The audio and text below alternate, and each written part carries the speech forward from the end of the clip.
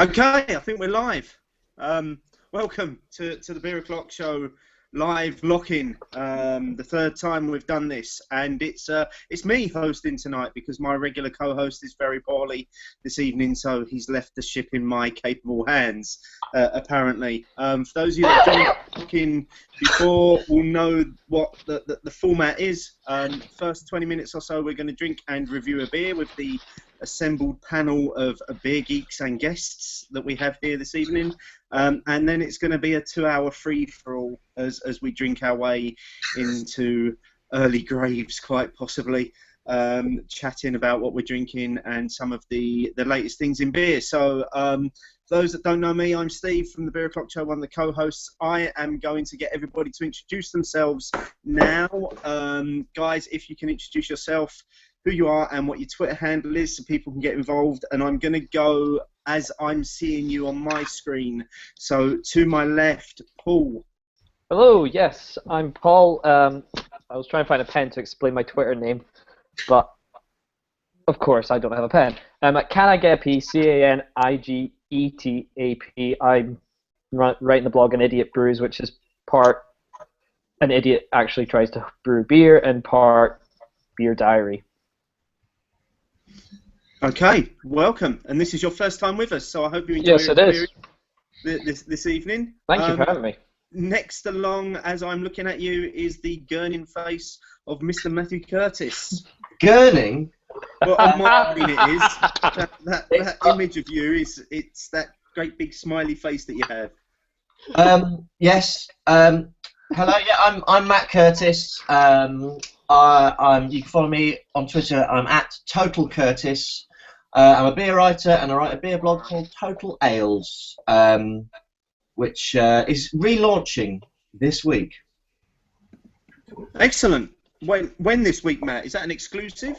This is exclusive news. It's when it's finished, but it will. Excellent. Brilliant. You can't get much more timely than that. Next to Matt on my screen is his beery other half, as many would say. Chris, welcome to the show. You want to put a label on it. I don't know what kind of, society pigeonholing. It's just the honest kind of appreciation of each other's beery prowess. I don't know what you want to call it. Yeah, my name's Chris Hall. I'm Chris Hall Beer on Twitter. And recently, aside from my beer blogging and freelance beer writing stuff, I started working for a Bermondsey brewery called Brew by Numbers. Look at that, getting the advert in straight away. Yeah. So yeah, I write about beer in London and stuff, and wherever I find it, travel around. And I've taken over sales and events stuff at Brew by Numbers in Bermondsey. Excellent stuff. I'm sure you'll have an opportunity to talk about that later and tell us all what's coming up. Fully lucid and totally able to explain it properly, and it'll be fine. Brilliant. Next up on my screen, a regular on the Lock-ins part of the Beer O'Clock Show family, Emma. Welcome back. Hello. Hello. Am I still frozen? Yeah. Yeah, we've still just got a smiley face. Is there any way I can unfreeze myself? Should I log out and log back in or something? I don't know. You could try that if you want to. Just introduce yourself before you do I'll that. try that later. Okay, so I'm Femto Brewster on Twitter, along with my brewing partner, who is Crema Brewery on Twitter. We have a blog called Crema's Beer Odyssey, and we blog about home brewing and issues in beer, places we've been to drink beer, all things concerned with beer. We haven't written any blog posts for a while. We've both been pretty busy. We've got quite a few pending blog posts, so hopefully we'll get those out soon. Okay, looking forward to it. And then finally, the last one, as I'm looking along this list of, it's almost a rogues gallery here. Andrew, how are you doing? Hello everybody. Andrew Hobbs. Handle on Twitter is Hobstacle, HOBBSTACLE. Blog in no more than 140 characters and sporadically, and a home brewer whenever I can find the time, which isn't very often, but 3 brews this year so far. Excellent. So welcome everyone to the Lock-in.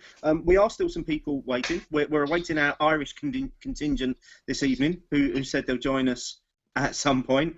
And we're also also awaiting the arrival of the Beer O'Clock Show's #1 fan, Miles Lambert, as well, who was due to be on this evening but hasn't yet seemed to have found a way to log in. So while we're waiting for the night, I'm suggesting let's get into the beer, because I don't know about you guys, but I'm really thirsty.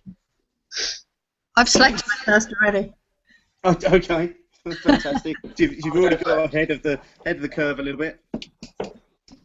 So tonight's feature beer is Camden Town's IHL, to which we're most grateful to Camden Town for supplying us all with these beers. A beer that was launched last November to some fanfare, as people would say. And if you do want the lowdown on the launch, you can go back to episode 88 of our podcast and listen to an interview that we did with Alex from Camden Town all about the beer. Enough selfless promotion there, and let's get into the beer. So has everybody got the beer poured? Yeah. Yes, indeed. Yep. We're all there. Okay. Anybody want to offer up some thoughts to start off with then in terms of the aroma? I'm just looking at the colour first.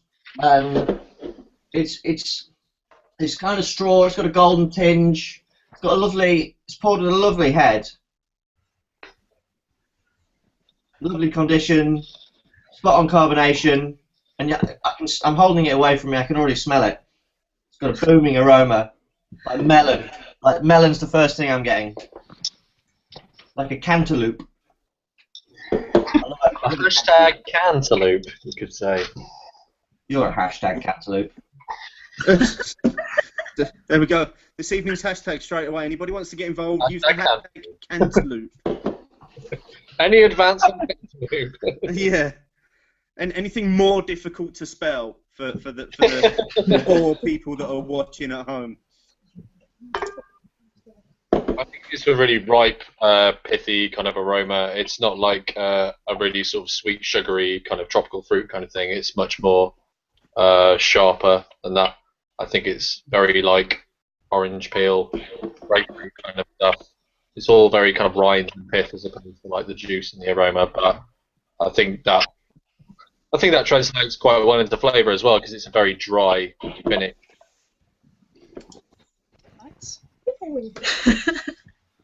Oh, Emma's moving. Hey. Hello. Welcome. Hey. No support there. No, it's just my forehead. We've got a lot of Emma. No, it's just my forehead again. What is this business? Sorry, don't let me interrupt your review with my forehead. That's You're fine. back early I now. don't think it was me you interrupted. I think you got Chris mid-flow there. Do go on. What was I saying? Something about pithiness in both aroma and flavour. It's very dry. I think the pithiness and the aroma translates quite well into the finish. I think, Chris, I'd agree with that, actually. It's that the aroma is almost, you get that right in the taste as well. There's no difference between the two. They're completely consistent. Mm. Yeah, it's very tight. It's very straight. It's a very straight flavour and aroma. It's not complicated by fruity kind of ale-y stuff because it's a lager. It seems to just go straight down a like laser sharp. I love the snappy finish, and it's got there's a lovely cereal quality to it. The malt is really key to that sort of snappy dry finish, I think, and it's so clean. There's like almost no trace of any yeast esters at all. It's absolutely bright and zippy.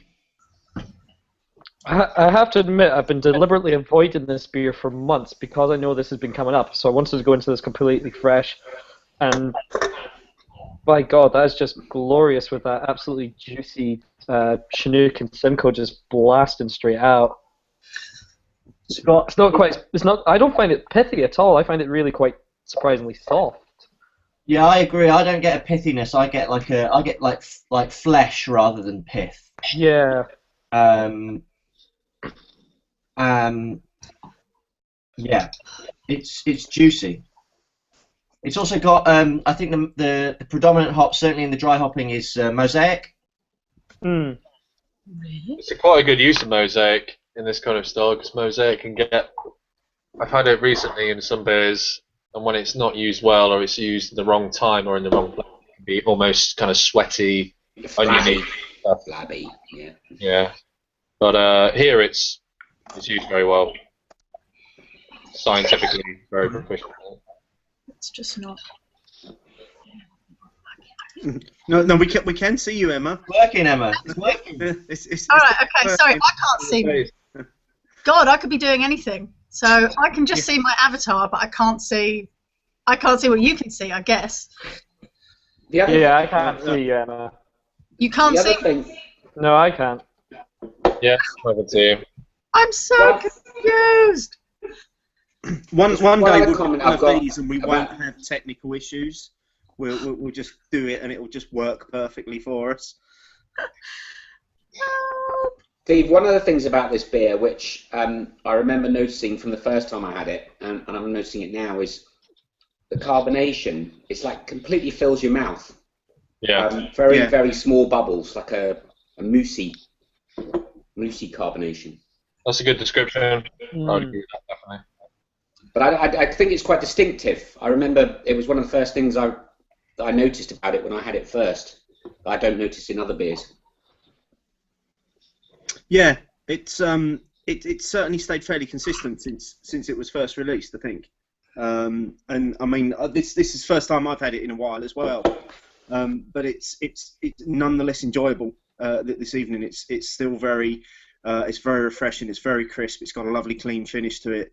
It does make you want to just keep diving back into it for more.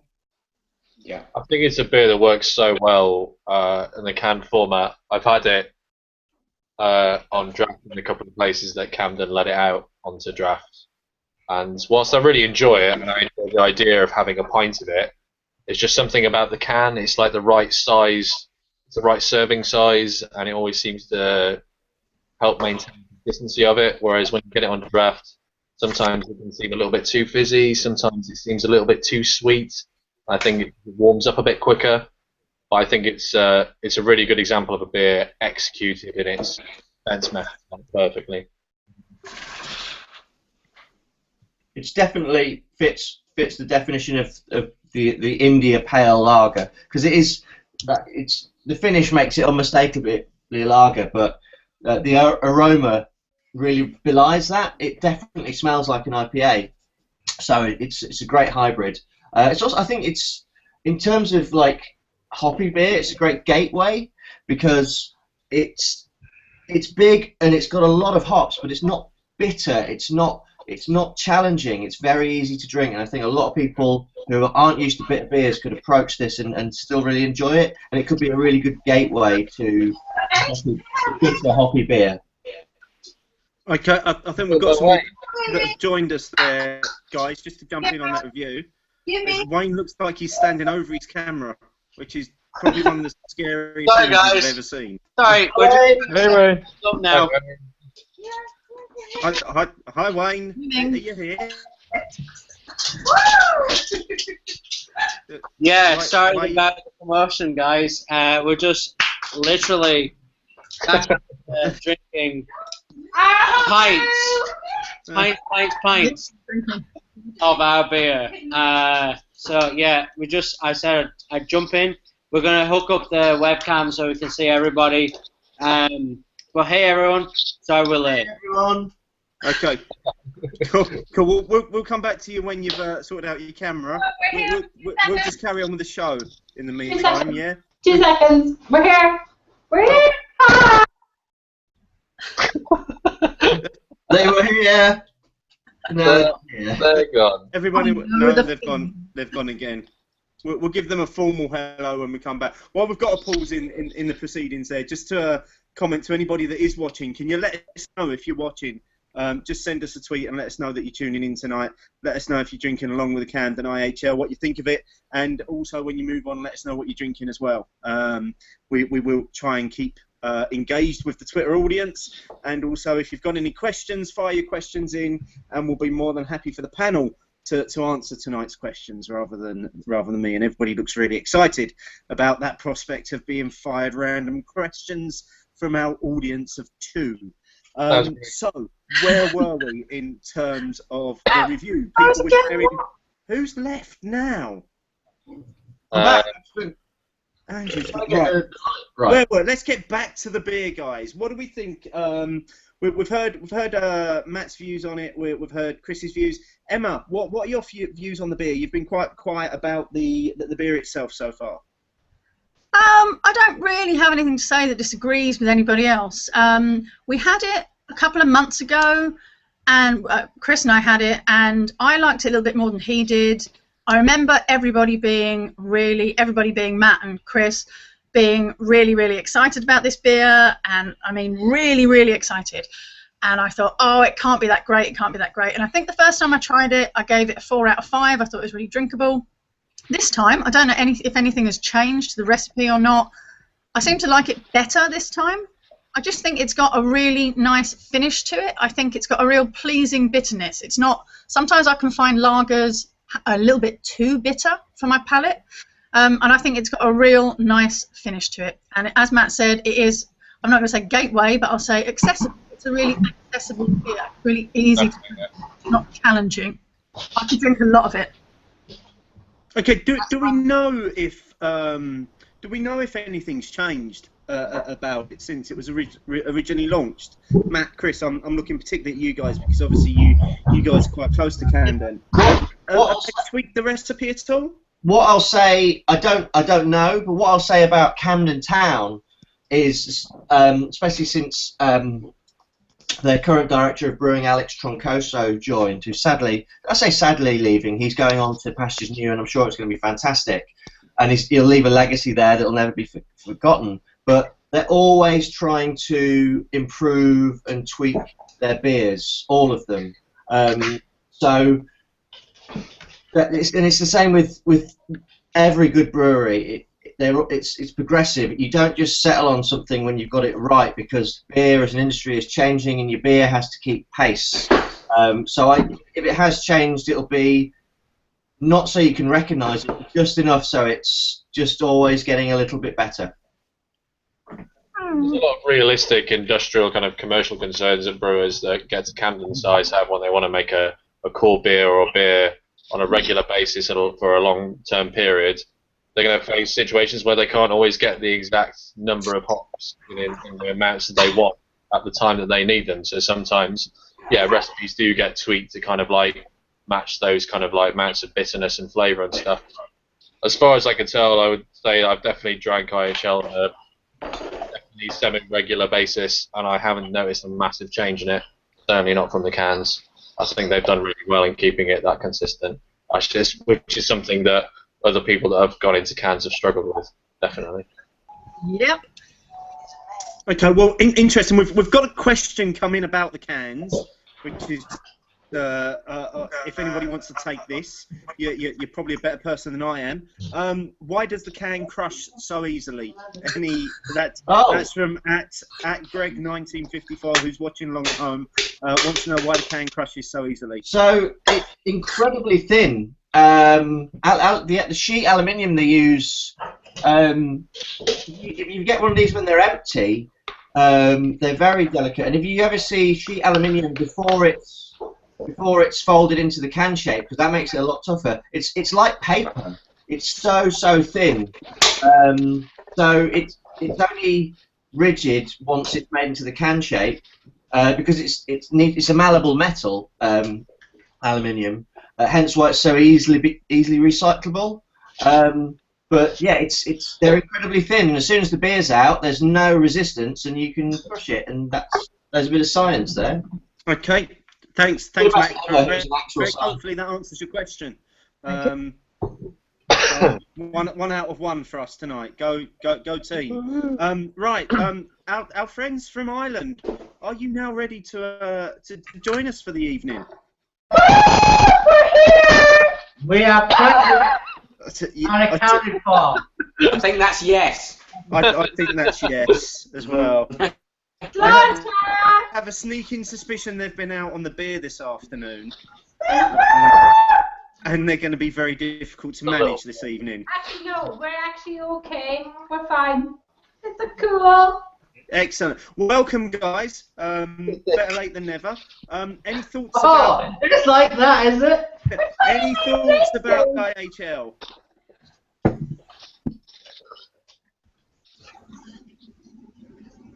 No. Okay.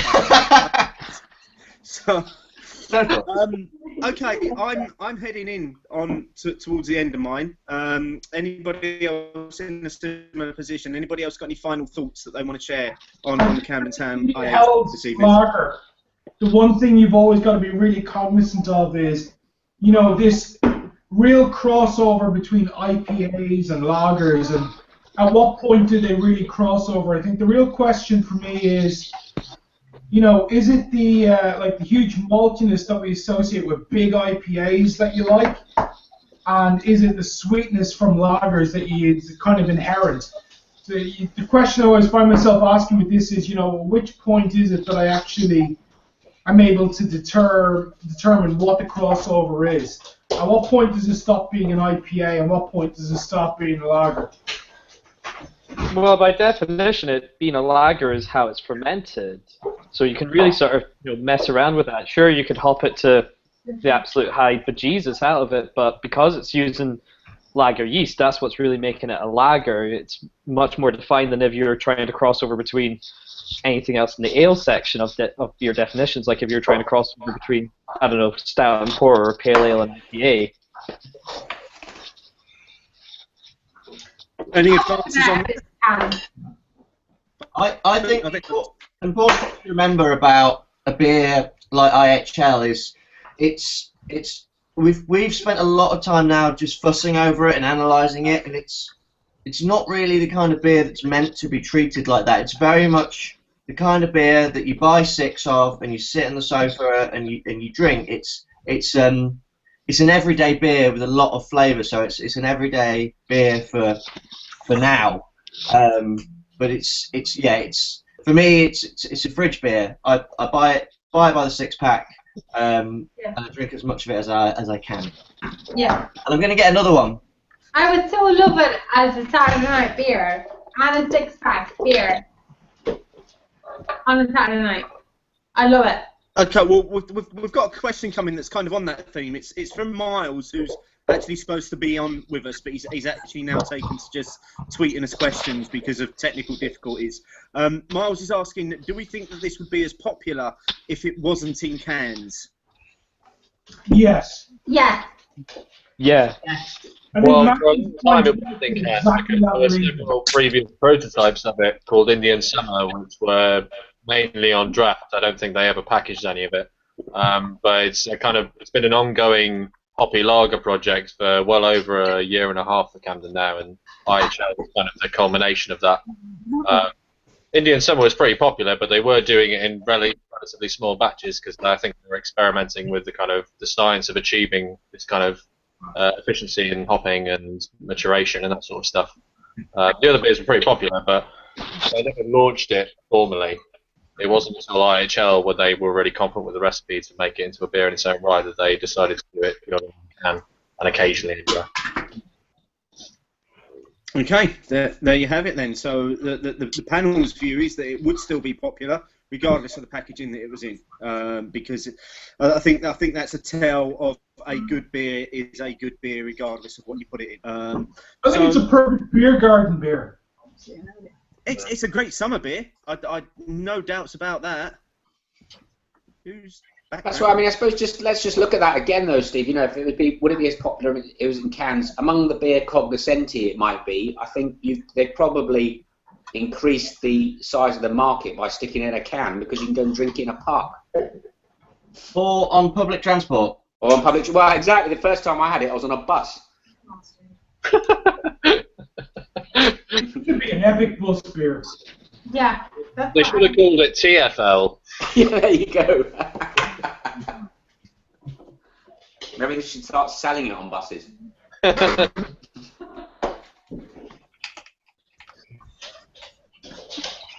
So at what stage does trailing a keg behind you on a bus become unacceptable?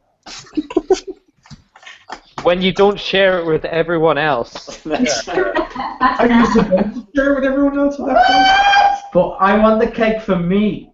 And that's why I'm bringing a keg with me.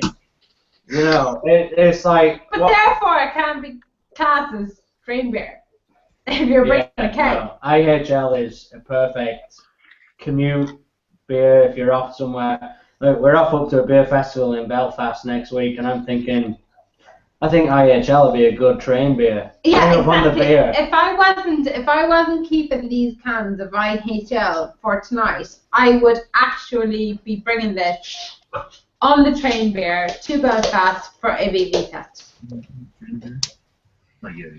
So, I don't know. I think it's just a little bit too carbonated for the whole sort of commuting beer thing. Certainly for me, anyway. Like that's why I went up lagers when I was much younger, was because there was so much carbonation, and that's why I've generally avoided them in the sort of craft market, because I'm just like, I just know if I have one or two, I'll suddenly feel like I just want to just sit down and not move and just rake wind constantly.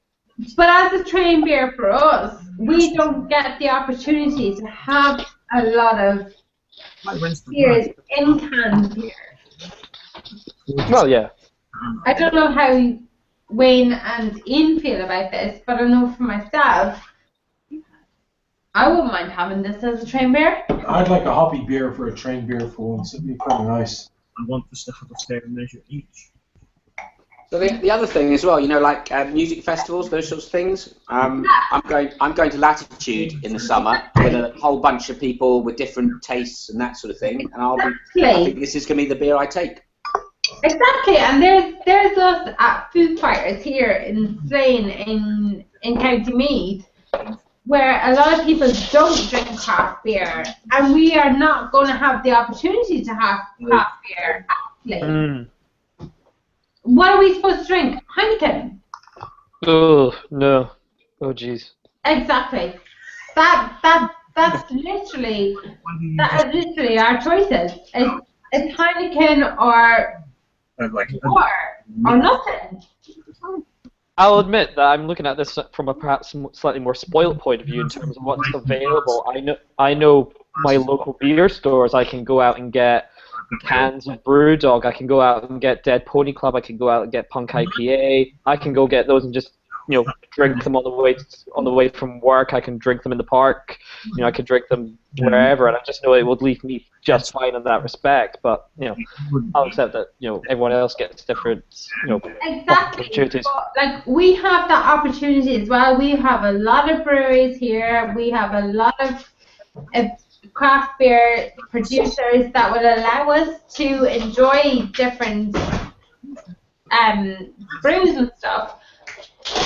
But as a festival goer, myself and Wayne are due to go to Park in Slane, which is in County Meath, and it will be produced by Heineken and another craft and other beer producers, and we will not have the opportunity to drink craft beer there. So we are forced to drink produced beer. But shit. Okay, we've got another question coming, and this again just for the whole panel. This is from Andy Parker. I think most people on the panel know Andy. Just asking if anybody's had any other India Pale lagers, and if so, what were they, and were they any good? Yes. Okay, Wayne, what was it? What are you going to have an argument every time there's a bear flock show Lockin? The last argument I didn't even want to take part in it.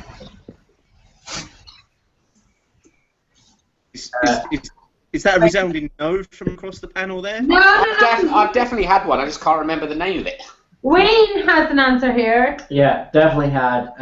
Trouble Brewing in Ireland have definitely done completely ignored a similar lager style. I'm going to check my Untappd check-ins to jog my memory. I'm very tired. I've had to do that as well. 40 centimetre more. What's your problem?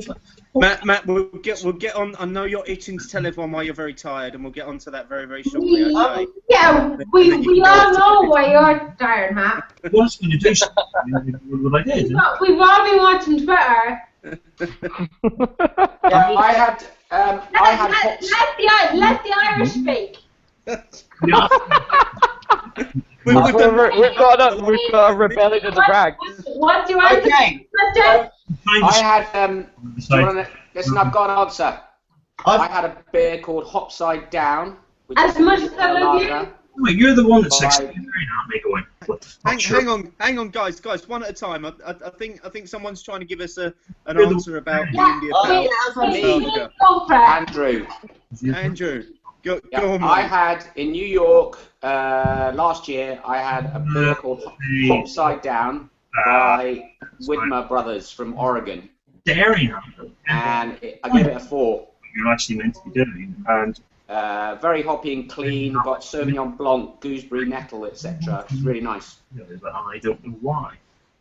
I had a nice India Pale Lager this week, and I forgot, but I had Williams Brothers Caesar Augustus. Which is, Oh god, yeah, that is. Oh, a yeah. yeah, it's a lovely snappy IPL. I also had in Fort Collins last year in Colorado. I had I don't know how to deal with I don't know why I'm shouting, but I feel it's like when you're on the mobile phone.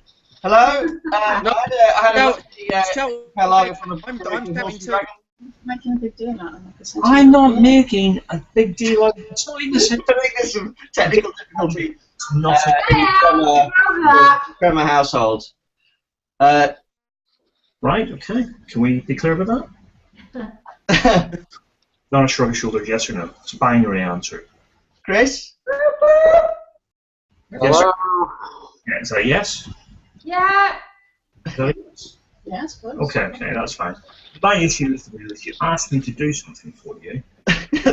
Anyway, let's just carry on talking. You asked me to do something. I did something for you to support. I'm just speaking for all the Irish because the rest of them aren't here. I apparently had one from Smutty Nose. What? I don't know when I tried it, but apparently I have one in my Untapped and trying one and trying to figure out when I would have had it because I just don't know. But then also I think similar to the Chimera, similar to the Caesar Augustus from Williams Bros is the Drygate Chimera, which is apparently an India Pale Lager, which we've actually had on at work recently and is actually tasting pretty good. Okay, so it sounds like there's a few around then. I had completely forgotten about the Williams Brothers Caesar Augustus. That was probably one of the first craft beers that I ever drunk as well. Yeah, it's a good one. Yes, it's a really great example of a crossover beer. Okay, so right before we move on to because I'm done with my IHL. I'm about to crack in with some other beers. We do have a competition to run tonight. This might be very quick for the one person that's watching. We've actually got a T-shirt that Camden Town have donated, very similar to what this evening. This T-shirt goes to the first person that tweets us a picture of them drinking IHL, and that doesn't count anybody that's on the panel. So none of you guys can take the pictures. First person to tweet us a picture drinking IHL gets the T-shirt. Okay, so let's. I know Matt is absolutely bursting to share some news with us this evening. So let's give him an opportunity. Matt, as if anybody doesn't know, what have you been up to this week, mate? I've not been up to much. I had some toast. I went to Brewdog and I had a lovely time. Yeah. So the last 2 days, I got back this morning. I was up at 4 a.m. this morning to fly back from Aberdeen because I spent 2 days in Ellen in Aberdeen. I went with some lovely people. The Craft Beer Channel guys, Brad and Johnny, and legendary beer writer Adrian Tierney Jones. We went to brew a collaboration beer, which we brewed with Brewdog's brewer Nick, who brews all their prototypes on their pilot kit. We brewed a peach triple, which has got a little bit of acidulated malt in the mash, not enough to make it sour, but enough to make it very tart and sort of mouth puckering. So yeah, that's we had a few technical issues, but we got there. It's in the fermenter. It's going to be about 8%. It's going with it being a Belgian triple, so it's going to be about 6 to 8 weeks, and then we're gonna launch it at Brewdog Shepherd's Bush. Hopefully, have a bit of a party on a Saturday night. So when we know a bit more about that, I'll let you know. It'll be on the blog and on the Twitter. But yeah. So it's very exciting, and got to have a bit of a cheeky taste of some of the new releases, which is very exciting. There was one particular beer that really blew me away, and that was their Born to Die IPA. So I don't know who's tried Stone Enjoy By. Yeah, I've tried one before. Yeah. So. Yes, Stone Enjoy By is released every couple of months. It has a date in massive letters on the bottle. It's a fresh hop double IPA. James Watt apparently he phoned Greg Koch at Stone and said I wanted, and Mitch Adams said I want to do the same thing. And they said they gave him his blessing. So they've done it's. Citra Simcoe, Amarillo, and I believe it's Mosaic. They did tell me, but I had a lot of it. It was rolling off the bottling line. We drank it straight off the bottling line. It's the double IPA I've wanted to taste from a British brewer this year. It's incredibly fresh, resinous, bright. It's pin bright, and that it was a privilege to try it. And I'll be when it goes on sale next week, I'll be ordering a case. It's just exceptional. That was going to be my question, Matt. When's it going to be available? Is it next week? It's available from then. Yeah, this week it's supposed to be coming out, I think. Yeah, it's this week. I'm not going to say exactly when because I already got told off once for revealing some information on Twitter, which I had to remove, and because they want to break it, it's up to them to tell the news. So I'm going to be good. Okay. It's next week. Prime your credit cards.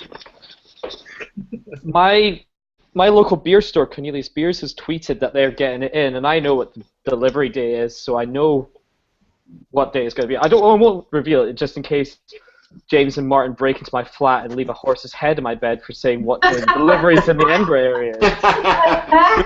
They in fact, it might actually be Dale Perry. He's more like Dale Perry knows my address, so I'm the rep for the area. So I'm more worried he's gonna just break in and punch me in the face for it. But it's usually towards the end of the week, I think, generally with their sort of releases and certainly with their deliveries.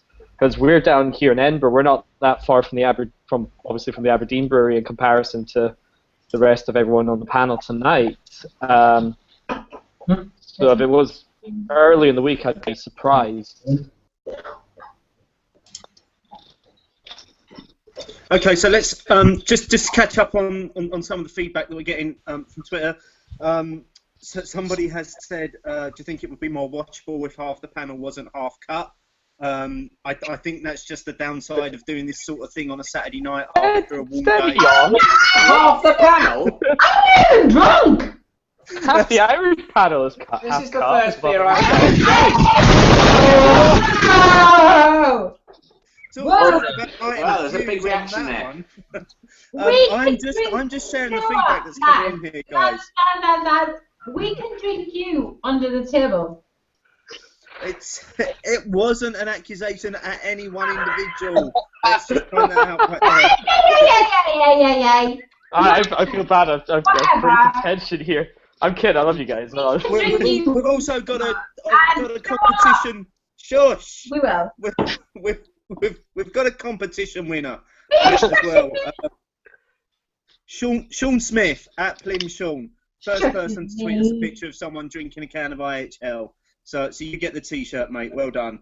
Don't shush me. If anybody else is commenting. Don't shush me.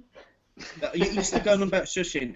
Right, let's move on to what's everyone drinking now? Have people moved on with? You're shushing. I'm still shushing. I'm still drinking IHL. I'm going to go across the screen as I'm seeing it again. So Wayne and Janice, now is your opportunity to talk. You're being invited into the conversation. Yes, thank you very much.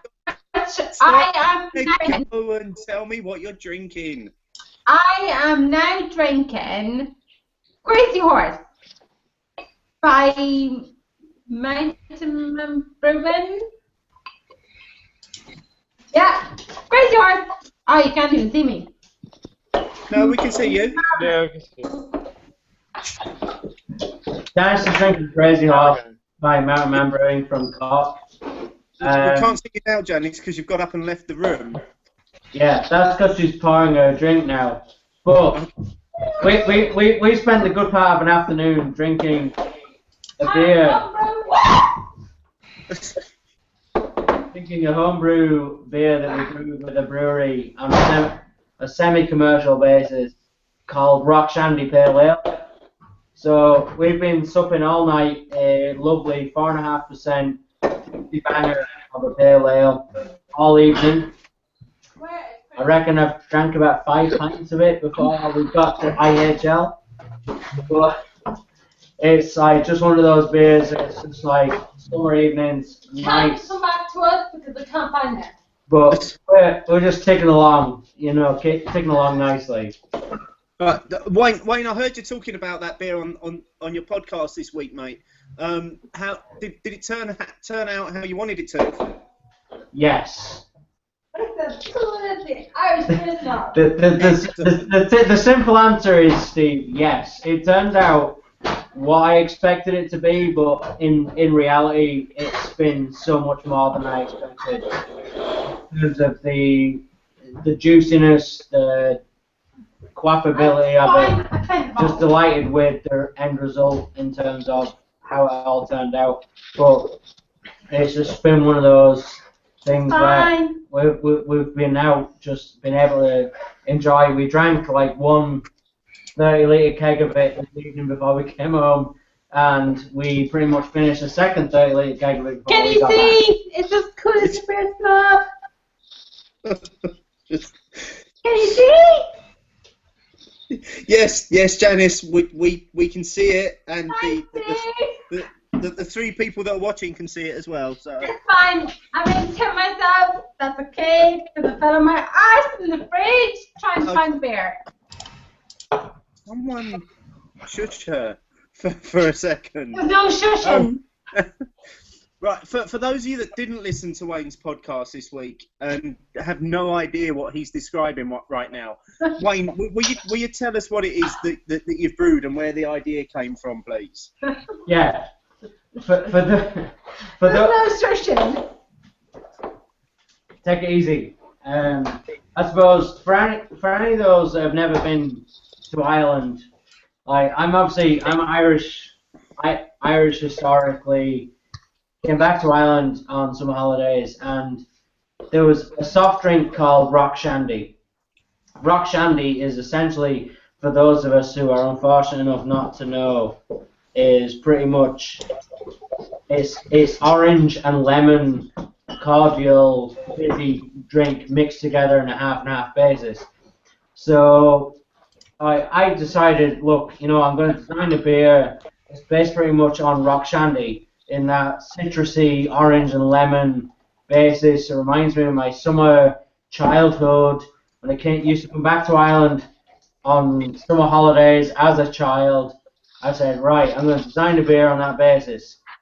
So I was kind of lucky enough that I said, right, Rock Shandy, going to use Falconer's Flight C7, going to use Columbus, and I'm going to use Amarillo in the beer we made. And I was just fortunate that we were able to brew beer with a friend of mine who's like-minded. They were a brew beer that was like, it's all about that juiciness. It's a pale ale, 4.5%. It's a bit of fun, but it's all about fun in summertime. When you can drink a beer that reminds you of the summer, there's orange and lemon aroma in there. So we're just fortunate enough that we've been able to brew that beer for tonight and have that beer there.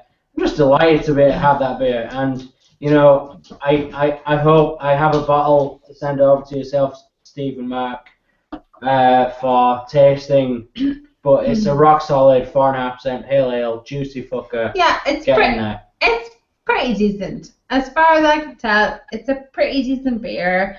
It's a pretty decent beer for a homebrew club. I'm really pleased it's come out, and you've clearly been enjoying that beer this afternoon. Yeah, a little bit too much. 1.5 kegs. Let's just move along again as I'm looking at the screen to Paul. Paul, what have you moved on to, mate? I have moved on because I'm Scottish, so naturally I'm the one that has to, be the contentious, loud one. I've moved on to one of the local beers made by a brewery called Barney's. I don't know if you can see that quite right. Barney's. Woo! Yeah, exactly. I can see that. Somebody can. Yeah, Barney's are based out at Summerhall, which is one of the old university complexes. So he's been making beers for a while, and for the most part, they're only really sold at Summerhall itself in the bar. They recently put in a gin distillery there as well called Pickering's, which is actually a very nice gin. So the beer I'm on just now is called Scottish Fiction IPA, which, as Wayne pointed out, is related to the Scottish band Idlewild, who formed about 10 minutes away from where Summerhall is. So this is quite a juicy, low ABV pale. It's coming in at 4.2%. It's gorgeous. It's fruity. It's grapefruit. It's gorgeous. It's perfect. I wanted to sort of cut back. I knew if I went on to anything on the same level as the India Hales Lager that I'd just end up completely wrecked in about half an hour. So I thought, I'm going to cut it back a bit. Let's go with something that I've been having sitting around for a while that I have had a couple of bottles of, and finish off because I know it won't last particularly long.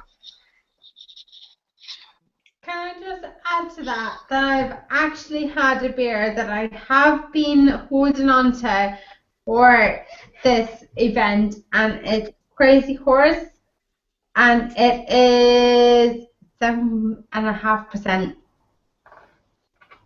I think maybe you might want to leave that until just a little bit later, Janice. No, I really don't, Steve, because I don't know how long I am going to be awake for this shit. It's 7.5%. It's called Crazy Horse, and it's amazing. And Steve, you know what?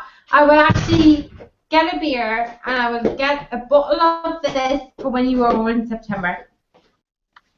Because that'll be that much. Never mind waiting till forever. You want to be tethered to me. We'll come back to what we're drinking in a while, because I'm really keen to ask the panel their views on what was probably this week's big news in terms of the beer world, and that's the SAB Miller takeover of Meantime Brewing in London. So anybody got any thoughts about that particular story? That I think it came out Friday morning.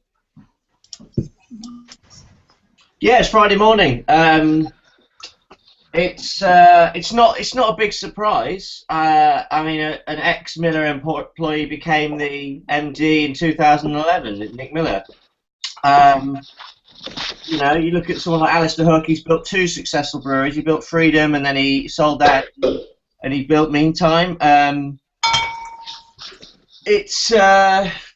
mean, personally for Alistair Hook, it's a great move because he's made his millions, and now he's sold it to a bunch of accountants who are going to turn Meantime into money making. But as soon as accountants are in charge and not brewers, that's why the UK needs a definition for craft beer. It doesn't. The beer that Meantime are brewing in the tanks isn't suddenly going to go off overnight. They make great beer. I love their wheat beer. They do in their tap room. They do a pale ale that's only available in the tap room. A lot of their specials are excellent. The Black Russian I had, the Black IPA, was superb. But I think I think in terms of people like us, who beer is a very personal thing, and as soon as SAB Miller involved, it becomes less personal. However, Miller did a great job with Pilsner Urquell.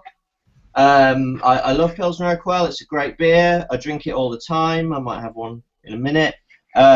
So if SAB Miller handle Meantime with the same dignity as they have with Pilsner Urquell, then I think they'll be fine. However, on the other side of that, Meantime don't have a century-long history to protect and preserve. They've just got a product that I imagine Miller want to make and put everywhere. So it's too early to speculate. I'm just going to carry on drinking great lagers from independent breweries, though. Has anybody else got any thoughts about it? Yeah, I think it could. Like, there's a potential this is going to turn into what AB InBev have turned Goose Island into, in that it's become a brand that sits in bars and calls itself a craft beer. I use, inverted commas on that one, because I have tasted Goose Island. I tasted Goose Island before the AB takeover. I've tasted it since, and since the takeover, and I know Matt did a post about this as well. It's just gone so far downhill that it was almost painful to drink. Like, I can just about remember what it tasted like before. With Meantime, I've only had a few. I remember having the lager or something like that, like 7 o'clock in the morning in Heathrow Airport. So, and then I had a couple of, I don't know if anyone ever saw them before, but Meantime did a bunch of barrel-aged, I think they were porters for Marks and Spencer's. There's the only one I can remember is the rum barrel, and it was silly thin for a high ABV beer off the top of my head. It was bound to happen that one of the big players was going to buy up a British brewery. Meantime seemed to, now that it's Meantime that's been announced that that's the one been bought up, that makes absolute sense, because in terms of the craft side of it, we've plenty of the real ale.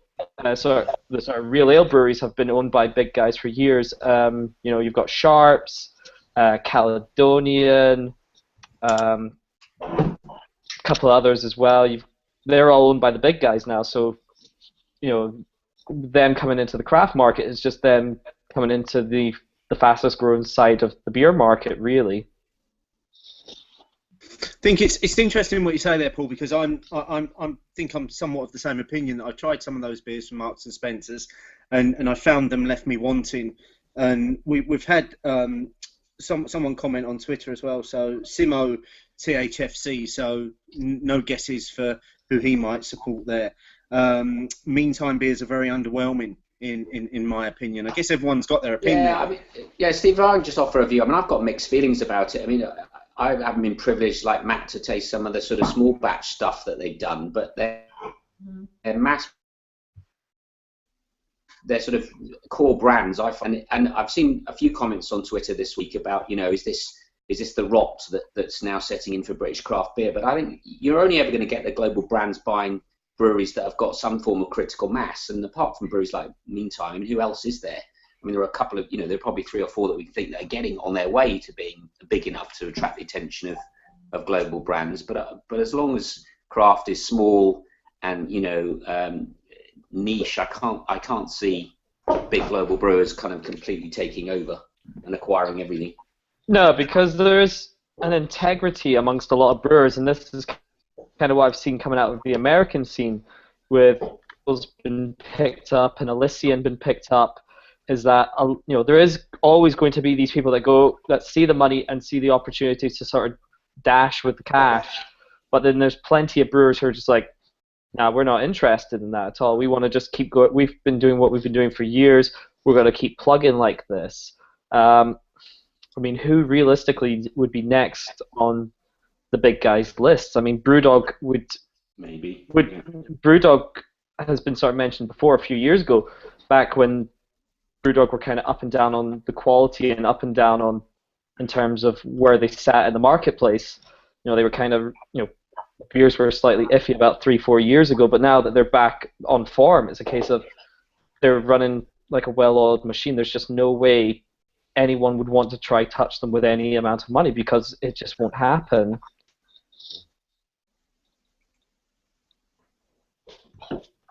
But I don't know what. Our host has left the call. Yeah, I did notice that. I was trying to step up there. But like, what does everybody else think? I don't know if that's the case. I don't know if that's the case where Brewdog won't step up to the call. I don't know if they will step up there to the humble call. Win. What do you think? I don't know. I think meantime going down the road of being acquired by Saab Miller, I think that's been prophesized for a while. In the sense of, like, I don't think that won't turn the beer that meantime make into shite overnight. But I do think that you will get that unfortunate cabal of beery types that will unfortunately say Saab Miller now own Meantime, therefore what Meantime brew is shite, which is unfortunately bollocks. But you will unfortunately come across people who think that way. Like the fact that Meantime have always in Ireland for us, the only real access to Meantime brewing is really through Marks and Spencers, because we've just not had that kind of scale to be able to go, well, you know, so and so. We've always had the Meantime range in Marks and Spencers. You know, I'd be of the opinion that I don't think necessarily it might be a bad thing if particularly it's treated in the same way that Saab Miller treated Pilsner Urquell. You know, Pilsner Urquell is an amazing Pilsner brand, worldwide famous. If you know they treat Meantime in the same way or at the same level of respect that they've treated Pilsner Urquell, then that's not a bad thing for consumers. And you know, at the end of the day, you have to remember people don't just start a brewery just because they want to brew a beer that a few lads might like. It's ultimately a business. They brew a beer because they think they can sell the beer they brew. And that is fundamentally, in my opinion, what it all comes down to. You know, people might think it's an all altruistic, let's all brew beer because everyone gets that kind and cuddly feeling. Breweries brew beer on a commercial basis because they want to sell a beer on a commercial basis. And they brew a beer that they think they can sell on a commercial basis. And that is ultimately what it comes down to at the end of the day. I love a lot of breweries that might brew fuck all. And at the end of the day, I think it's all about having a beer available for most people to try and see what it tastes like. It's not an altruistic venture, it's a commercial venture at the end of the day. These guys don't set up breweries to get all warm hands and hold hands with people. They brew beer because they want to sell beer. If they can have a few people liking it, fine. But ultimately, it's commercial mass, they want to sell beer. Okay, it's really interesting what you've been saying there, and we've been getting some comments in as well in terms of the size of craft breweries, and if a brewery reaches a certain size, then it shouldn't be considered as craft anymore. That's bollocks. Yeah, I don't. Yeah, This has nothing to do with craft. But you see, we get that a lot over here.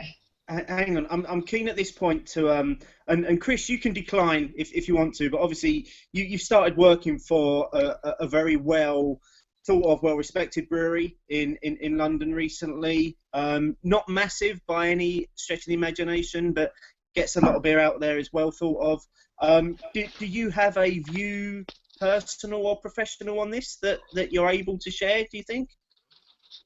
As you say, it's difficult for me to comment in any real kind of objective capacity, but I would say much of what everyone's been saying ultimately boils down to the quality of the beer either increases, decreases, or stays the same.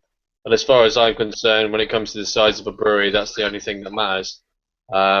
If we're dealing with a brewery that's been bought to add credibility to a bigger company, then we can expect the beers that it makes to decrease in number and probably to average out in quality. But if Meantime's beers continue to be of a good standard, if they as they have claimed to have the press release invested in them and allowed them to continue to innovate, or even to encourage them to innovate further, then there could be good things that come from it. But as many people have said, it's too early to speculate. The only cast iron measure of whether this is any good for anybody or not is whether the beer still tastes good after it happens. So I guess we all have to be vigilant.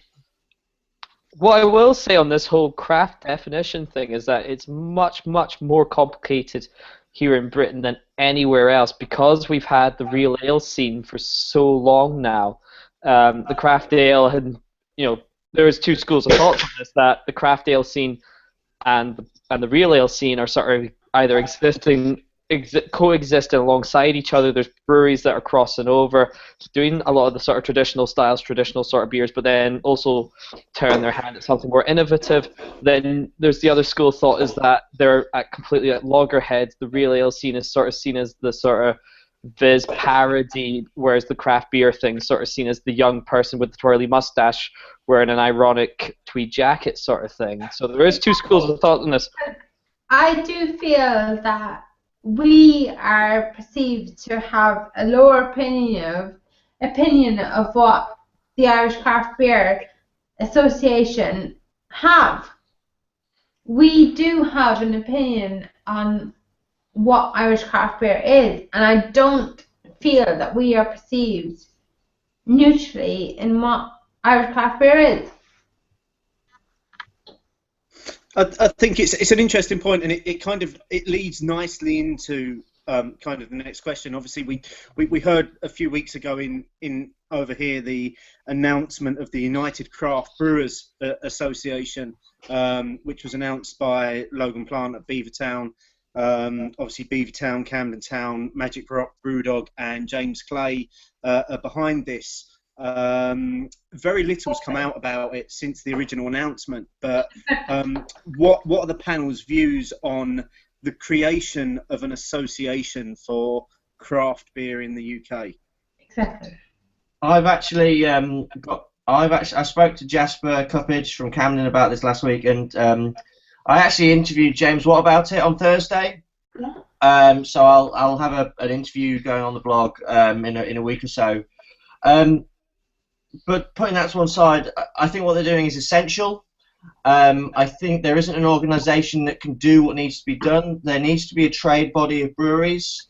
They need to do stuff like they're doing in America, like the Craft Brewers Conference, like the GABF, all inclusive. And it's about education. It's about training other breweries. Even those 4 breweries are doing stuff and making mistakes, and they can just basically help each other. It's about improving beer, and it's just going to make beer better.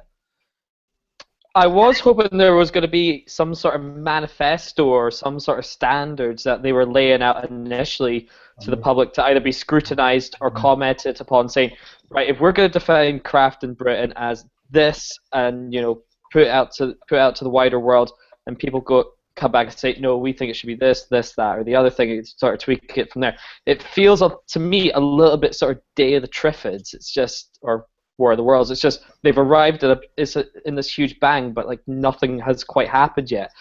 It kind of feels like it to me anyway. Like I love this whole idea of the United Craft Brewers, but it needs to come out swinging. It needs to come out defining stuff. It needs to come out chopping people down.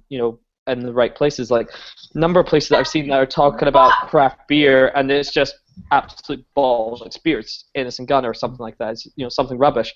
They have to come out absolutely. They have to come out with the heavy fodder essentially from the start. And that's exactly what they'll do, I think. I saw Janice shaking her head. What are you against, Janice? What is craft beer? What is craft beer in Ireland? What are we supporting, Win? What are we supporting? Well, they're going to try and figure that out and help the scene, really help it develop. I think the problem is. Matt, what do you? I just don't understand. What can we support anymore? We are doing what we can here. We have created a homebrew club. We have done all we can. I do not know what we can do anymore. Wayne, What are your thoughts? I think you guys are doing amazingly, though. I think when I was in Dublin in July last year, I was blown away by the Irish craft beer scene. Yeah, I was as well when I was over a couple of weeks ago as well. But Curtis, what were you blown away by? What was I blown away by? I was blown away by the quality. A Foam and Fury was my beer of the year 2014. It was the best beer I had last year. Simple as that. And Just back to the topic about. Who else can testify that? But go back to the topic. But nobody else is testifying to me against Win. Part down coming off top. Okay, Andrew, I think. Yeah, I had a question. Just back to the topic for Matt, which is. You've come off top. What does this new group? What is it? Look.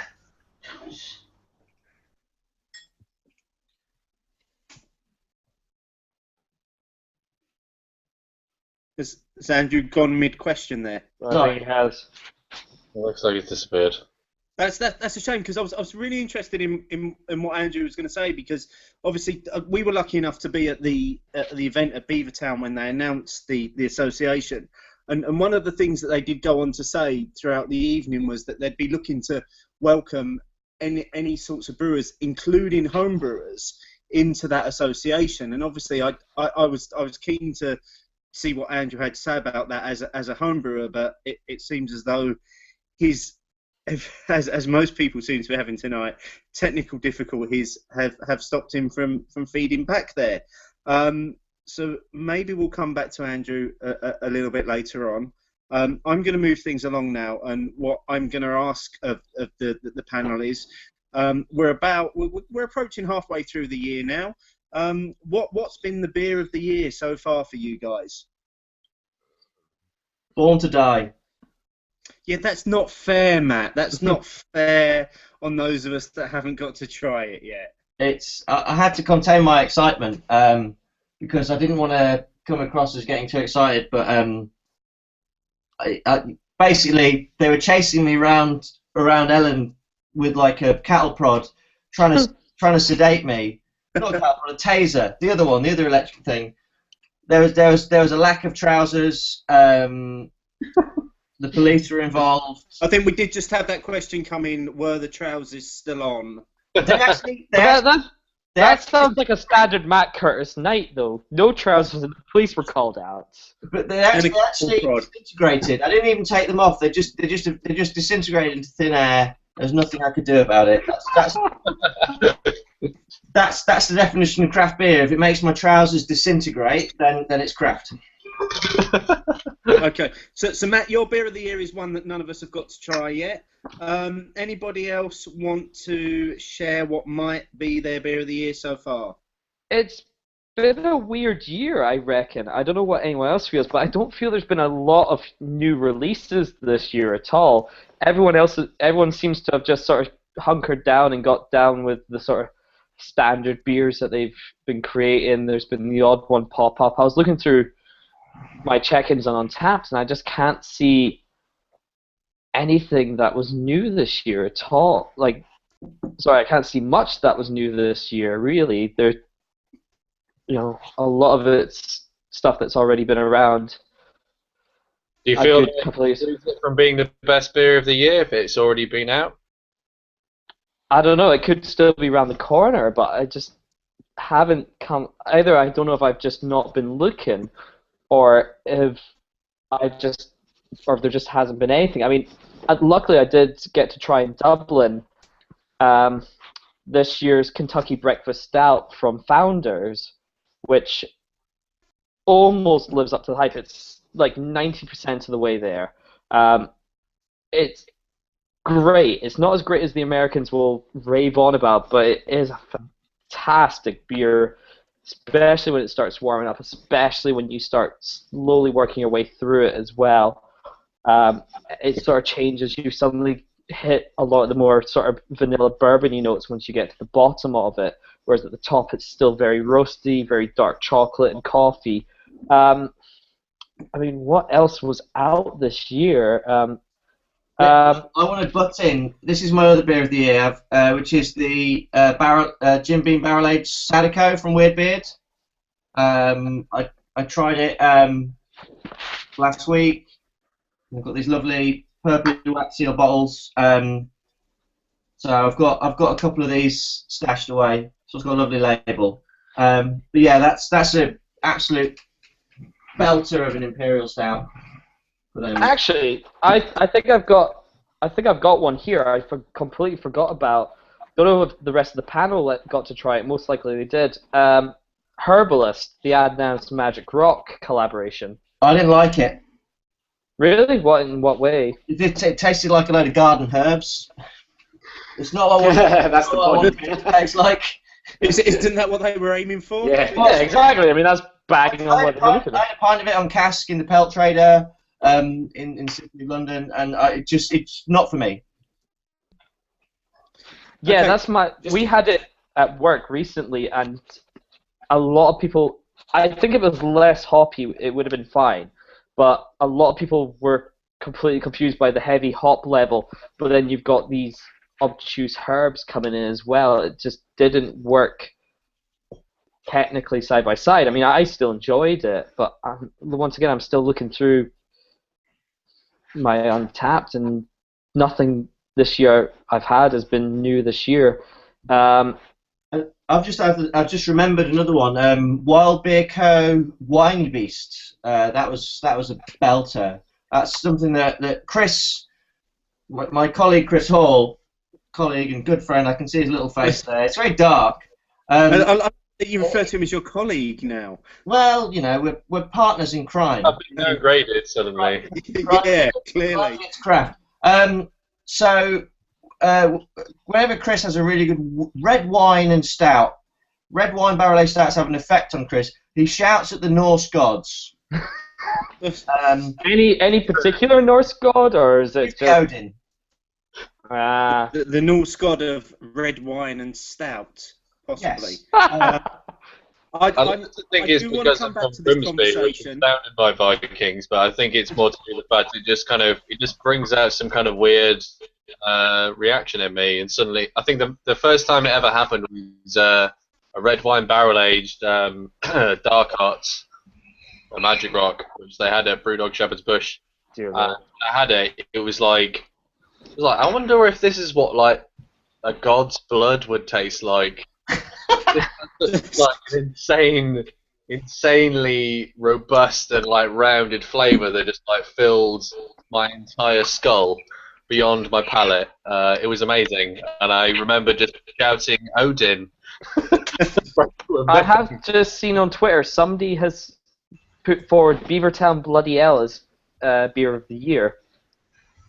Can I just use the Norwegian or Scandinavian segue into my best beer of the year, which was by Lervig, and it was the Art Collection Conrad Stout Cherry Port. It was barrel aged. It was fantastic.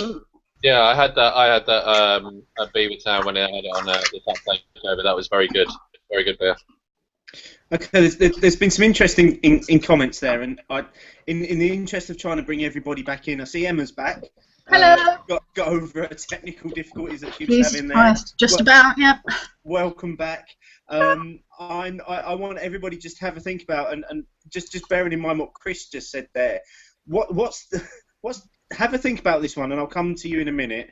What's the craziest thing you've ever thought once you've drunk a beer?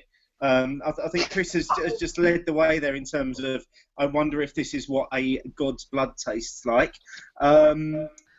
We will come back to that question, so to have some thoughts, have a few minutes on that.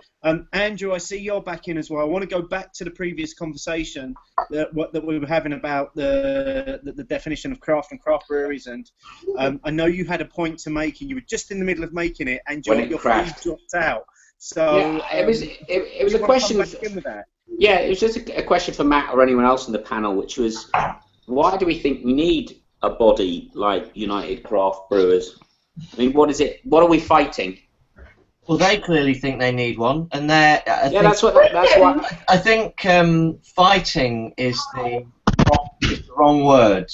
Okay. There's no fight. We've won. Okay. So this is to stay ahead.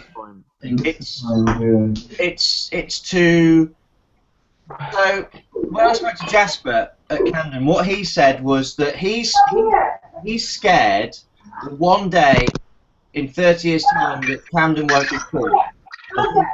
People won't drink Camden beers, and he wants to stay relevant and make sure their beers stay as good as they can. But he also wants to make sure that craft beer in 10 years isn't a thing of the past. He wants to make sure that the great beer carries on.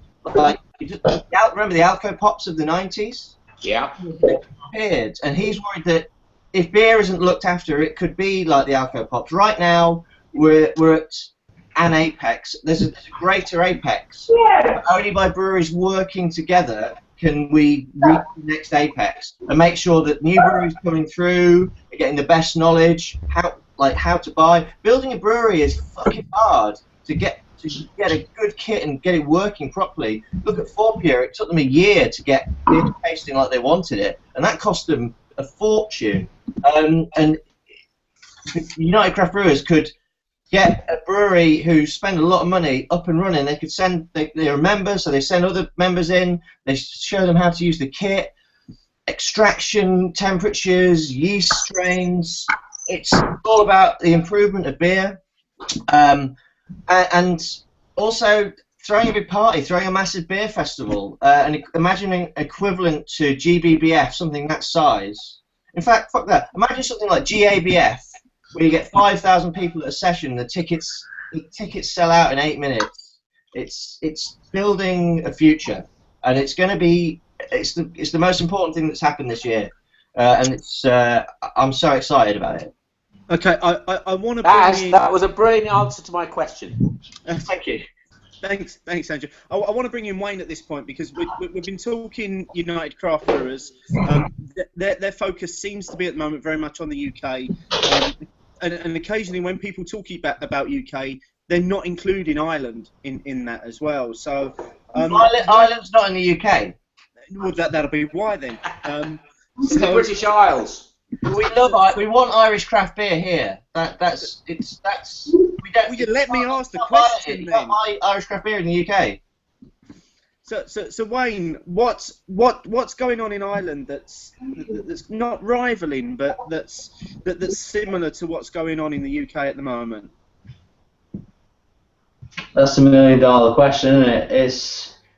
I suppose British Isles, it'll always be Ireland, England, the UK, Ireland, whatever.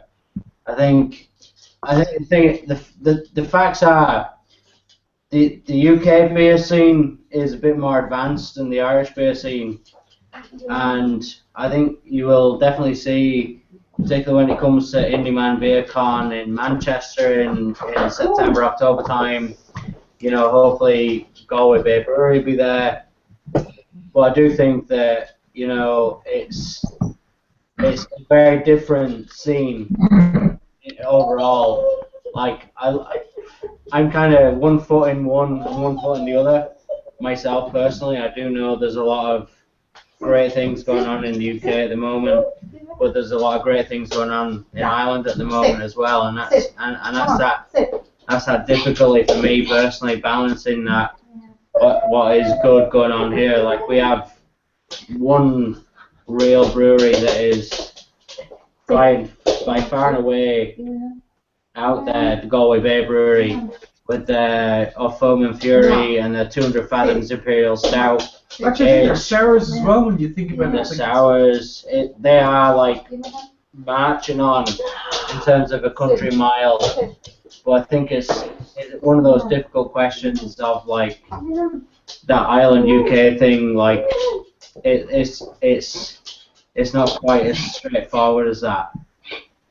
Like, I don't want to be appearing to dodge out of the question, but I do think it's a situation that there's a lot of stuff going on over here that, in fairness, a lot of you guys over there will not know about unless you're here. Like, Paul recently was over with us and he met us for a pint in Brewdock, and he was probably pretty surprised by the quality of beers that were available there. Steve, we know you've been over with us. Chris, Matt, we know you were there with us at European Beer Bloggers last year, and the quality of what's going on here. I think the biggest problem the Irish beer scene is facing is getting it out there beyond what we are dealing with at the minute in terms of what we have right now. Like, we are in it. Me, Ian, Janice, and I, we are smack bang in the middle of what the good things are going on over here. Cloudwater, I've got some of that coming over to me. But Yeah. we are smack bang in the middle of the good stuff. We're smack bang in the middle of it, but is it relevant? Actually, Relevant. well, no, the real question is, you need to remember that when you're looking at any of these beer markets, they operate and exist in their own microcosms. Now, the fact that the UK beer market right now, it's expanded beyond its own thing. It is now spilling into Ireland with many of the brands that are coming here, like Buxton. Buxton has come here and it's exploded onto the scene in Ireland. We're seeing a lot of their beers coming into the market and people are getting excited by the Magic Rock. There's this small little brewery up in Yorkshire and people were like, you know, this is a gem which is in the north of England. And now it's in Ireland, and every time a Magic Rock beer appears here, people are like, oh my god, there's a new Magic Rock beer that's arrived. Beavertown, again, the same kind of deal. It explodes into the Irish market. People get excited by a Beavertown beer that appears here. And you know, when Irish beers get to that point where they explode out of Ireland and start moving abroad, like a Foaming Fury is now got a bit of a cult following outside of Ireland, and that's great. That's one beer. But when some other beers turn up like that, where they are that 1 in 1,000 beer that turns up and people get excited by it, and you know it goes beyond the novelty act of why it's good. It will be great. It will be amazing. And again, you need to remember, take it back 15, 20 years into the US, when Sierra Nevada popped up, when Stone popped up, and they had those beers. We're excited by them. Don't worry about that. Man down. But seriously, right? Those beers turned up. They So were we can't cut that sort of thing out of a live broadcast. When those beers turned up, those beers were one-in-a-lifetime beers that, like, people went, okay, they're amazing, they make a difference. So you had Stone Pale Ale, you know, that was the first one came across. Sierra Nevada, when that beer came across, that was a trendsetter. And these beers go on, and they become like the tenant beers, as I like to call them. And then you've got other beers that turn up, and they start to become stalwarts, like Punk IPA. We use that as a broad mark. We use things like Beavertown's beers as a hallmark beer. We start using other beers as hallmark beers. That is when the difference starts being made. And you go from being like flavors of the week to being beers that make a difference. Ian, I've got to say that everything you said there, I don't think there's a single person on the panel that would disagree with what you said there. Extra credit for carrying on. I've just noticed there's a cat. While Wayne was collapsing in front of you. Matt. There's a kitten. Matt. No, it's a beautiful border collie. We've had a dog all night, Sorry. floating in around, but now there's a cat on the scene. So there's dogs, there's cats, there's everything. Now seems like a really good time to go along. That's not a cat, that's Chris. And find out what the craziest thought you've ever had is after a beer. So who's going to volunteer to go first with that one? Go on then, Janice. What's the craziest thought you've ever had after a beer, other than I'm going on a live broadcast? Craziest thought after having a beer. Hello, Crazy Horse. I think, you know what, I'll actually follow that quickly. The craziest thought I've ever thought of having a beer is... Don't do it! Actually, I'll actually be really specific. The very first time I had Dead Pony Club by Brewdog, I was like, what would it be like if I made an imperial version of this or a triple version of this? No. Retract what he said. You can't retract what somebody else says, Janice. It's their opinion. No, that was the craziest thought I ever had. The first time I did Pony Club, I went, what would it be like if I made an imperial version of this that was around 9%? Or if I made a triple version of this that was around 13%? Okay, we've also had Miles, who, as I keep saying, was supposed to be on with us tonight. He's tweeting and he's joining us in spirit, if nothing else. His craziest thought was I reckon I could jump that gap. Matt also took to Miles tweeting. couldn't jump Yeah, that gap. my craziest thought after a beer was I should start a beer blog. Yeah. And that's obviously worked out quite well for you. Out for you. Yeah. All right. Miles, you can jump me anytime you like. Who else are we going to pick on next? Chris, you must have some. Oh no, you've had your craziest thought. You wanted to know if it tasted like God's blood.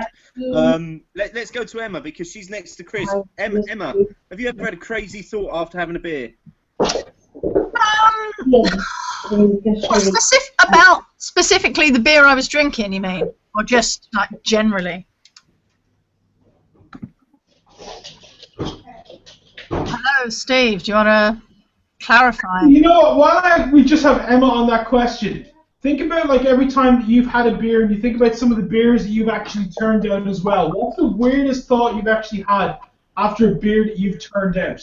And you've been like, okay, that might have changed something. Oh, well, after a beer that we've brewed? Yeah. I don't know. I think maybe I always think about what can you do with multiple different beers. So I think about blending beers. So I think, what beer would that beer go with?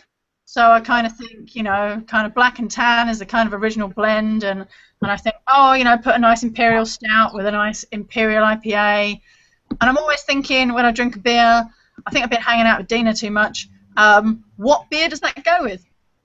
So blend all the things, and I often wonder, is that an insult to the people who've made the beer? If it's your own beer, it's probably not. It's probably okay, but yeah, I do worry if I'm offending people by blending their beers. But mix it together, see if you can make something that's better, or something that's interesting, or something that innovates. So yeah, I would say I think about blending beers. I have some weird blends, terror blends sometimes.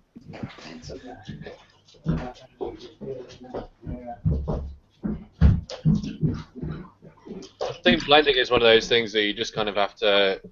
It's kind of hard to like state the rules on whether you're doing something inappropriately or offensively or not. If you're just trying to pursue your own kind of personal quest and understanding what things taste like next to each other, or if you see it as a way of understanding flavors which go together better than others, or just trying to appreciate those beers better by putting them against their contrasts or putting them against other things that they interact with, then I don't think it's a harmful experience. When people are doing things that detract from the drinkability or detract from the flavor, or deliberately to kind of cheapen what the beer is, then I think, yeah, that's kind of measurably or quantifiably wrong. But I think it's hard to. Yeah, I know it feels bad when you're taking somebody's put a lot of effort and time into it, and then deliberately putting it into a contest with other things. But I think if it services your own personal journey or your own understanding of stuff, then I don't think there's any offence intended. I think it's hard for brewers.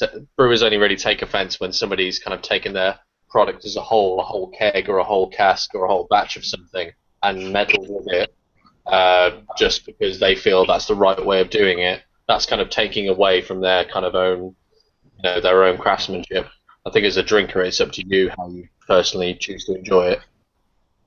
Yeah, I think it's about learning. I think, as you say, compare and contrast. So you could put, for example, 2 single hop IPAs with the same hop made by 2 different brewers next to each other, just to see what characteristics of the hop they bring out. So comparing things, I think, is interesting. And then I think contrasting things, mixing 2 different beers together and seeing what happens. I think you can learn a lot that way. And as you say, yeah, it's not necessarily disrespectful. I have to say, just coming back into that conversation, I dropped out there, so I got the end of that. I had no idea how we got to that particular conversation. So I take it we moved on from the craziest thing you've ever done. No. It was still. That was the answer I had to that question. Was okay. Thank you. Nothing specific off the top of my head, but what I think about a lot when I drink beers is, what would happen if I mixed this beer with this other beer? So I was just saying that I think about blending beers a lot, and yeah, I've had some weird blends. So that was the answer to that question. Okay, well, we're heading into the last 20 minutes or so of tonight's Lockin. So again, I suppose this is a bit of a finger in the air in terms of asking tonight's panel. What are your predictions for the rest of 2015? What do you think is going to happen on the beer scene in the latter half of this year? It might not be just about beer. I mean, Brewdog had 2 braggots in their pilot fermenters, which was very interesting to me. Not 1, 2. So mead beer hybrids. Okay. Then that's a traditional Welsh recipe, isn't it? A braggot. I'm not sure on the history of the braggot. Lovely dog there on my screen. Yeah, it is. It's Welsh. Welsh. Yeah. Okay, but they had a lot of. All I can say is they had a lot of honey at Brewdog. That really surprised me to see a big pile of honey. Brilliant. I do love it that our Irish contingent is now being represented by a dog on a sofa. This is brilliant. Which is kind of some of the best YouTube action anyone's ever going to see tonight. It really is. I'm afraid to smile. Exactly. So sit your ass down somewhere. Anybody else got any predictions for the second half of 2015? Yeah. How does one of you just try? No. Don't tag out awful dramatic way. That's all I'm asking. No. Fine. No, we are on. And they're gone. Right. I actually don't think we'll see anything else that's huge this year. Like, we've already, like Matt says, we've kind of hit an apex at the moment. Not to say that we're on the downward slope at this point, but we've certainly sort of plateaued out. We've come so far, especially with British craft beer in 5 years. Like, we've gone from obscurity to, having, we've got the representation happening. We've got beers. We've got Punk IPA in Tesco's. You can now get Hard Knot and Morris and stuff like that. This for the rest of the year, I think it's just going to be. We'll see a couple of good We'll certainly see more good releases, but we're not going to see. I don't think we're going to see anything. Like, I don't want to say not earth-shattering, but I don't think we're going to see something that's going to, make people want to completely switch up what's happening. And we're starting to see people already turning away from beer, actually, if anything. Brewdog, playing with Braggot, Sirens playing with Braggot. I would not be surprised if that becomes the next sort of thing. I'm waiting for cider to be the next sort of thing that gets pulled up from,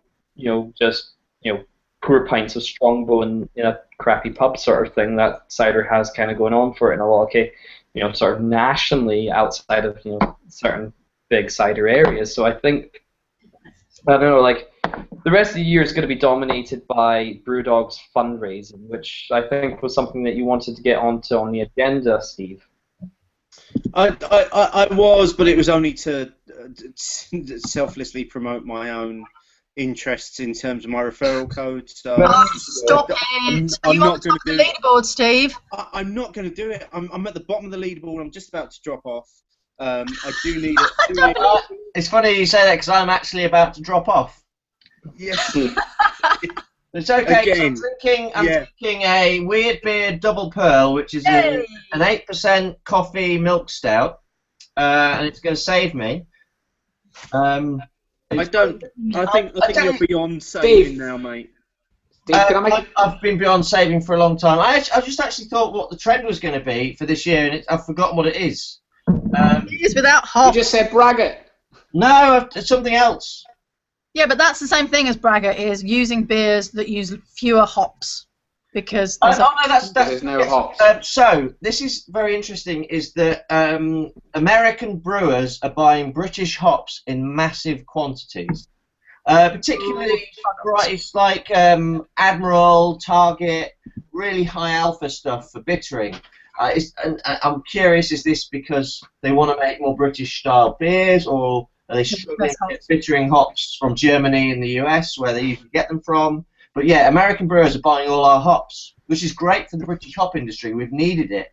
But yeah, so that's happening. And also, Americans are starting to grow their own barley. Traditionally, American craft brewers are importing massive amounts of varieties such as Maris Otter. British malt is seen as the best, but because of the boom, because of the growth of American craft beer, there's a real focus on producing their own barley, an incredible scientific process to create some incredible new barleys, and they'll be a lot cheaper because Wehrmann have a monopoly in Germany have a monopoly on malt.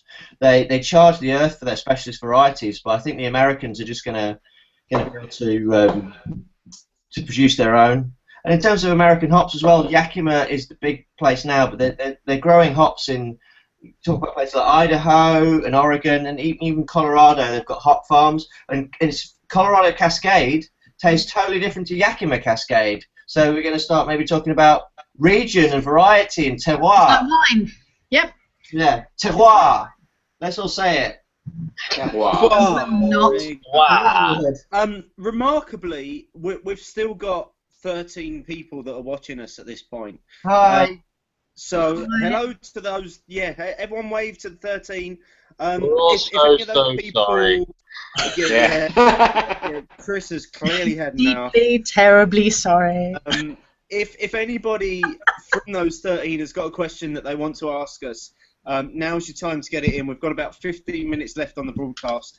So if you do want to ask any of the esteemed panel here tonight any beery questions, please feel free to get in while we continue to talk about what we think is going to happen for the rest of this year, beer-wise. Can I just interject and say, while I was having my technical difficulties, did I miss everybody's favourite beer of the year so far? On to die. We were getting on to that. Oh, okay. Well, we did some of it, but I think we came back to it. Okay. On that, I have some stuff to say. I can wait. No, Emma, you go for it. You've got the stage right now. You're centre stage. Okay. Tell us what your beer of the year so far is. Okay, I've actually got a really long list. I started trying to write it down. I had a really long list of maybe like 15 beers that I really liked, so I've narrowed it down to 3 beers. Okay, so the Siren, Omnipollo, and was it maybe somebody else? Was it like a homebrew competition as well? No. Life's a Peach. Yeah, awesome beer. Awesome beer. Really good when it was fresh. It was fantastic. Yeah. Oh, what a great beer! When it was Don't fresh, buy in bottles though. Don't buy in bottles. It's got lumpy yeast. So chunky. It's so tasty. I was going to do that next. It's fruit. Put it through a sieve if you don't like fruit, or maybe don't drink a beer called Life's a Peach if you don't like fruit. Can I claim it's 5 a day? It is, yeah. Number 2, well, actually they're not in numerical order, okay, but the second one is Magic Rock's Grand Marnier Barrel Aged Bearded Lady. I didn't have it. My favourite version of Bearded Lady. Was that the orangey? It's not Pedro Jimenez though. No. It's better than that. It's better than that. It really, really works well with the orange. I didn't get to try it. I was too slow off the mark. I think there's some barrels left, and certainly Rich Burhouse said to me that they've got more Grand Marnier barrels, so it could happen again. So look out. It's really hard to choose another one, but we went to the Crooked Stave Tap Takeover at the King's Arms recently, and out of all the amazing sour beers, I like the Motif best. It was like liquid fizzy cola cubes. Oh yeah, actually yeah, I've had some absolutely ridiculous Crooked Staves. Hard to choose. That was the best one though. I just like the VA Saison. I just love it. Yeah, I did that a lot last year. I've got it in my cupboard. I'm next to my beer cupboard. I'm saving this. I've got a Chirette. Okay. I might bring that to a bottle share next time you have one.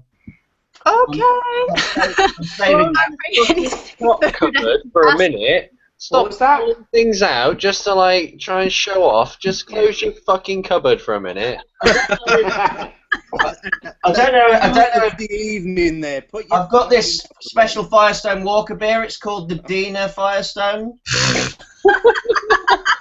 the double Dina. Let's not get into a fucking escalation war here where we all produce fucking bottles of shit, okay? Because no. Matt, has it started coming in cartons? What? Oh, this is a special. It's in a box. It looks like it looks like soya milk. Yeah. It's got a twisty top. Twisty top, yeah. Only a matter of time. That's my prediction for 2015. Cartons. Back. Yeah. What? Only a matter of time. Capri Sun pouches. Oh, Capri Sun pouches of IHL. Yeah, those Imagine pyramid that, pouches. A little pouchy, a little baggie of IHL. no, that's what happened when when the craft cans go mainstream, and we have to hide them on public transport again. Someone will Craft pouches. I am ready for the craft pouch revolution. That's the next big thing, is it? The craft pouch. What about what if it had a smoked beer in it? It could be the Roush pouch. Oh. Get your trademarking on that now, mate. I'd suggest.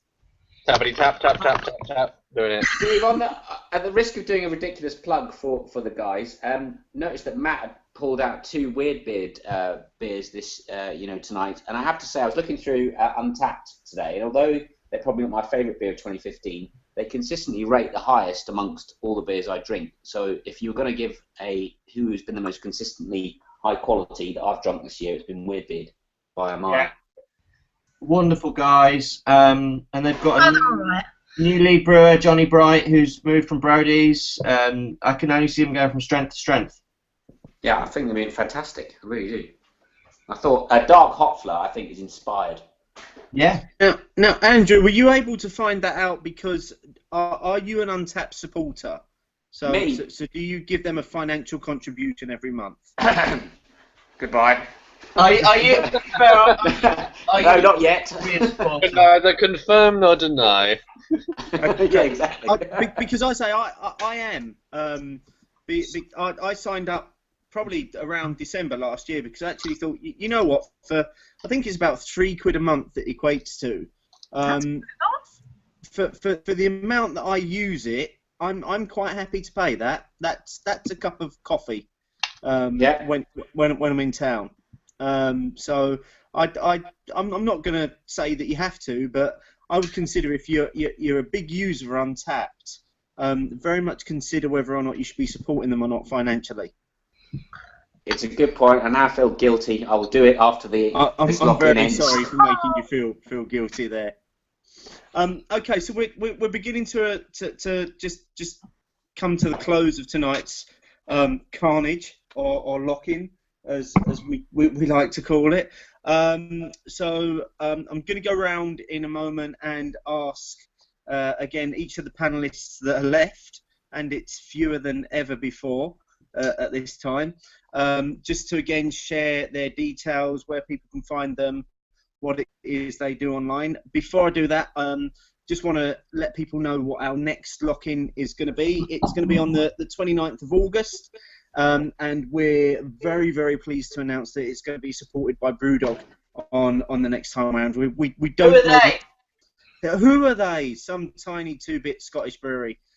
We have no idea which beer they're going to be supplying the panel next time, but we know it's going to be supported by Brewdog on the 29th of August.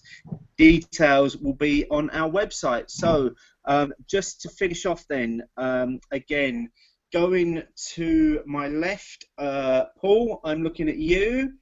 Yes, sorry, I'm writing it down for people because I have been asked so many times what my Twitter handle is, and I've tried explaining it, and it's just, if you see it, it's just easier that way. I don't even know what this is from. No, I don't know, some election stuff. So yeah, can I get a P on Twitter? I picking up a blog, An Idiot Brews, where I will probably be writing more bar stuff because I've taken on bar work recently. I'm essentially in. Where are you working?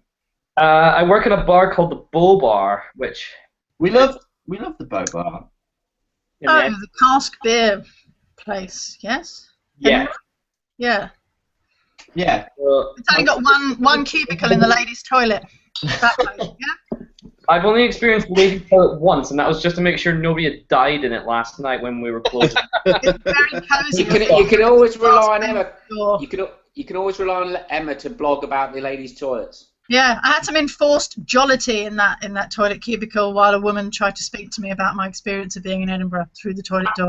I think you need a separate Twitter handle for that, Emma. Yeah. Oh, it's all the same thing. It's issues in beer, Matt. It's issues in beer. at down the pan or something Down like the that. pan, yeah. Okay, so thanks, Paul. It's been a pleasure to have you on this evening. Thank It's you very been much. great. Welcome back. Don't disappear just yet. Well, To your left, I'm looking at Mr. Curtis. Yeah, here we go. I'm Matt Curtis, beer writer. You can follow me. I write a blog called Total Ales. Look, there's my new logo. Oh, loving the new logo. It's in italics. You can follow me on Twitter at Total Curtis, and also on other things such as Untapped or Instagram. Don't follow me on Facebook because it's rubbish. But yeah, I'm going to write some stuff soon, and you can read it, and hopefully you'll really like it. Okay, thank you, Matt. We have been missing your blog. It's back this week. I'm very excited to bring it back. It's going to be good. Okay, so we're down to 9 people. We're reducing as the evening goes on. Just for those 9 that are still watching, I found this today. Just going to put that out there. Not allowed to tweet it or anything, but it was just left on the labelling machine at Beavertown. It's Voodoo. Voodoo. Power of the Voodoo Triple IPA. In cans soon. Well, I you should mention that because they need to sort this one out first before they do a triple IPA. Oh, we'll get to that in a second. So to the left of Matt, Mr. Hall. Hello. Yes, I was Chris Hall Beer and/or Brew by Numbers, my new employer. Reversible. I know, right? Yeah, chrishallbeer.com is my blog. I do freelance beer writing, and you can see stuff that I'll be doing in the future on brewbynumbers.com as well. And perhaps you'll see me out in a bar somewhere. Okay, great stuff. Not if I see you first. Thanks for being on with us this evening. To your left, as I'm looking at the screen, is Emma. Hi there. Hello. So I'm Femto Brewster on Twitter. Does this work? Yeah. Yes. Slightly smart. Everyone's doing that tonight. Kind of. We have a blog called Crema's Beer Odyssey, which you can Google because I always forget what the domain is called. We blog sometimes about home brewing and issues in beer, like how many cubicles there are in the ladies' toilets, and judging beer, having people judge our beer and judging other people's beers. Yeah, lots of things about beer. We blog about and we tweet about. So, yes, look us up if you like beer. Okay, thanks for joining us, Emma. And finally, on the far left of my screen, Andrew. Hey, yeah, Andrew Hobstacle on Twitter. I kind of tweet only, not blog. Usually, if I'm making beer, I'm tweeting, or if I'm drinking it, I'm tweeting. And then it's radio silence in between. Okay, thank you, Andrew. So thank you to everyone that's been on tonight's Lockin, the panelists, and we've actually increased numbers again, so we're up to 11 again. And to the people that have dipped in and out of tonight, thank you for staying with us through the carnage that was the beginning of this evening. There are now people dancing and all sorts. It's all getting a bit strange. It's been a great experience. Make sure you come back and join us again on August the 29th, when the next Lockin will be live on YouTube's, supported by Brewdog. I'm now hoping at this stage that my poorly co-host is with us and is about to stop the live broadcast of tonight's Lockin.